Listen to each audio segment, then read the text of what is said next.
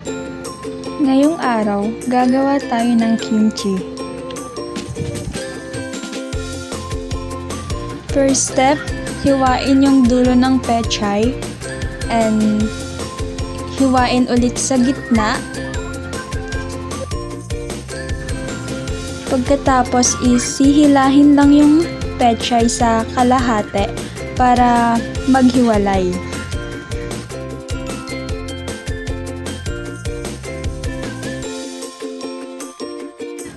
Same process, hihiwain lang sa gitna.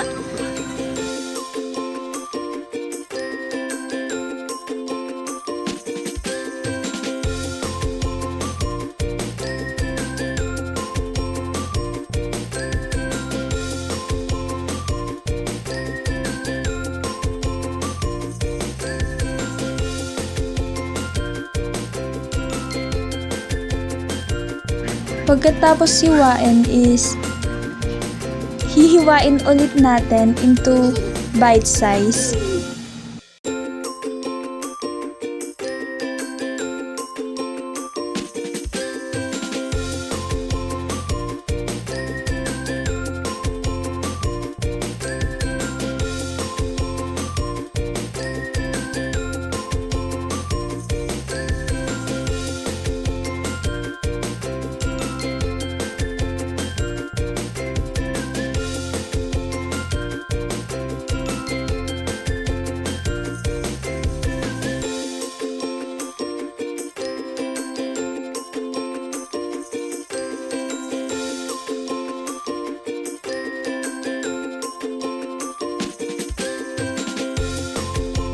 Dito naman is huhugasan na yung pechay para maalis yung mga bakteryang kumapit sa pechay.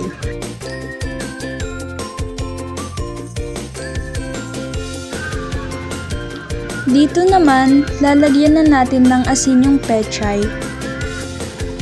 pero by batch lang.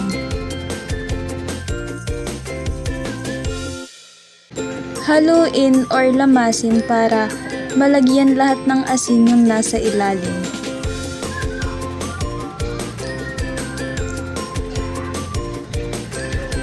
Pagkatapos nun, maglagay ulit ng asin para yung mga hindi nalagyan is makapitan siya ng asin. Pinakamagandang gamitin na asin is yung rock salt para hindi siya masyadong maalat. Ito na yung last na paglalagay ng asin sa ibabaw. And pagkatapos nun, iset aside lang natin yung pechay para mababad siya sa asin. Pwede siyang ibabad ng 5 to 10 minutes. Set aside muna yung pechay and next step, maghihiwa naman tayo ng ingredients para sa paste na gagawin. Dito is tatanggalan ko lang siya ng buto.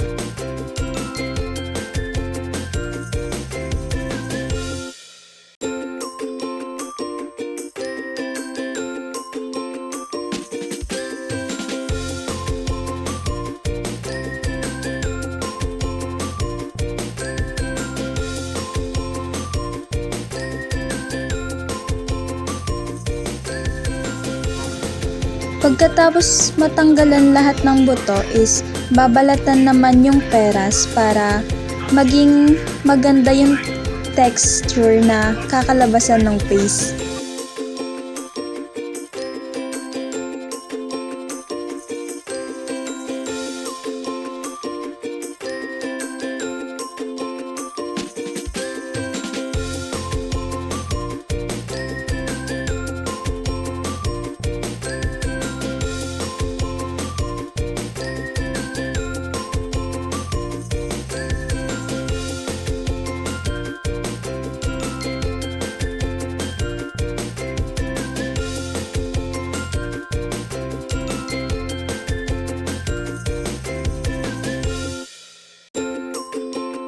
Dito naman, hihiwain lang ng pa-cube yung peras para kapag nilagay na sa food processor is madali na lang siyang madurog.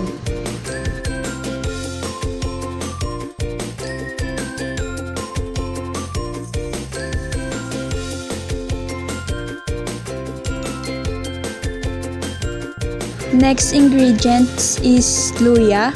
Hihiwain lang din siya ng pa-cube.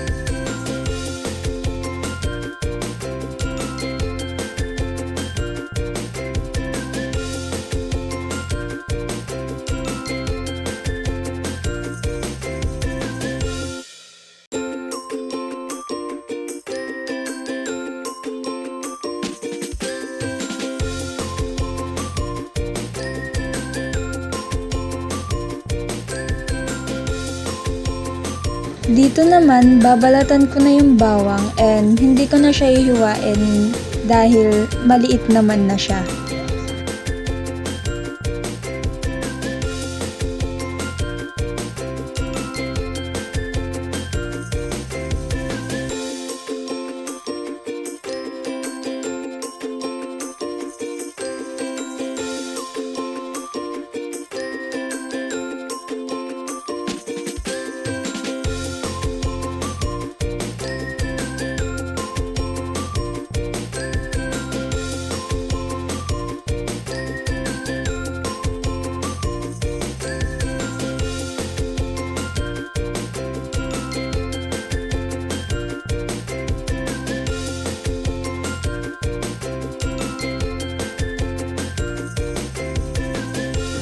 Move on to the next, magme-measure naman ako ng 2 cup of Korean chili powder.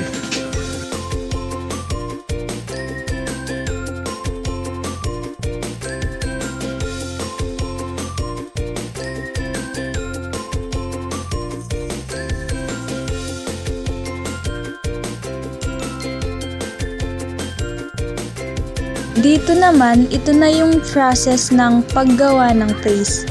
Ilalagay lang lahat ng mga hiniwa na ingredients para sa paste.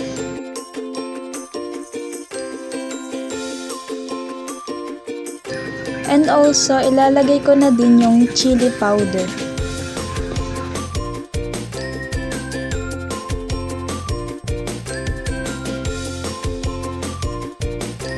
Next is maglalagay na ako ng mga pampalasa. Naglagay ako ng 3 spoon ng patis or fish sauce.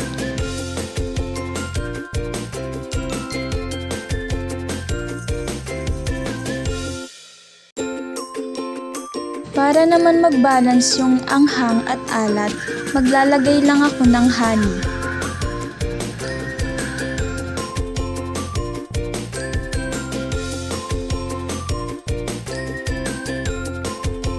Ang measurement na ginawa ko dito is 2 spoon of honey.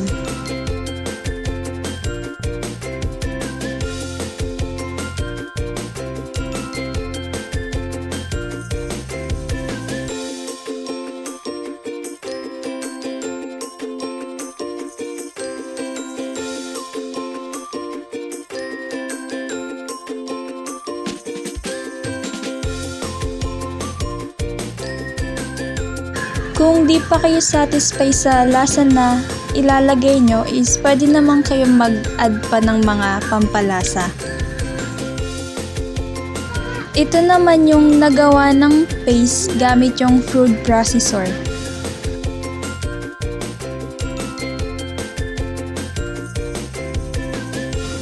After nun is kunin na natin yung sinet aside na pechay and hugasan na ito ng tubig.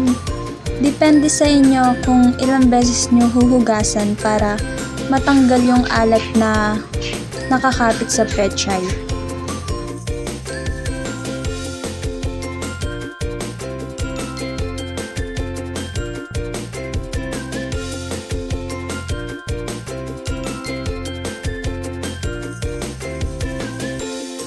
After hugasan yung pechay, pigain lang ito para walang sumama na excess water sa pechay.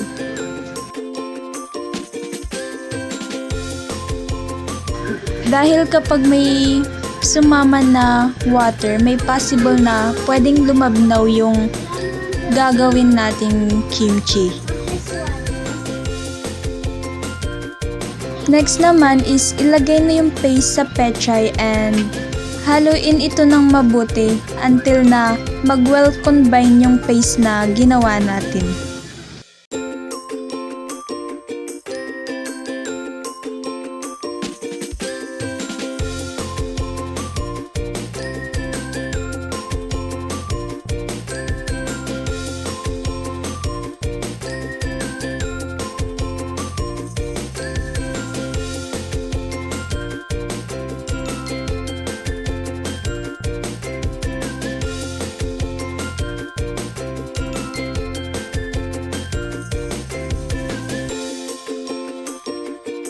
Haluin lang ito ng mabuti hanggang sa ganito na yung kalalabasan.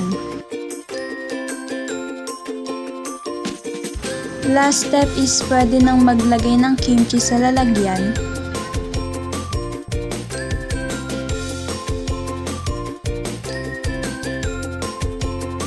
And kapag maglalagay ng kimchi is dapat i-press ng maigi para ma-release yung air bubble na nandoon sa loob.